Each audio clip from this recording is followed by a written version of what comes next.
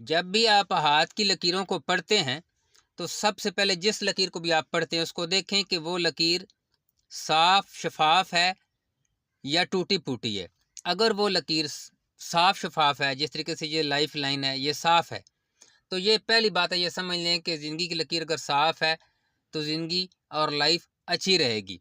अगर ये लकीर यहाँ से टूटी हुई है, तो ये अच्छी अलामत नहीं है। इसी तरीके से अगर किस्मत की लकीर साफ है, तो किस्मत अच्छी होगी। अगर किस्मत की लकीर टूट जाती है बार बार, तो इसका मतलब है कि किस्मत अच्छी नहीं होगी, किस्मत बार बार ख़राब हो रही है। इस तरीके से अगर दिल की लाइन है, साफ है, तो अच्छी अलामत है।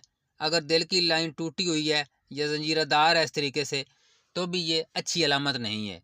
तो ये एक ट्रिक की बात है कि जब भी किसी लाइन को आप पढ़ते हैं, लाइफ लाइन को पढ़ते हैं, लक लाइन को पढ़ते हैं, माइंड लाइन को, हार्ट लाइन को पढ़ते हैं, मैरिज लाइन को पढ़ते हैं या औलाद की लकीरों को, तो ये देखें कि वो अपनी हालत में साफ शफाफ हैं या टूट फूट है। अगर टूट फूट है उस लकीर में, तो उस लकीर के साथ जो चीज़ें मंसूब हैं उनमें प्रॉब्लम आएगी। टूट फूट अच्छी अलामत नहीं होती। लकीरें बिल्कुल एकदम क्लियर होनी चाहिए।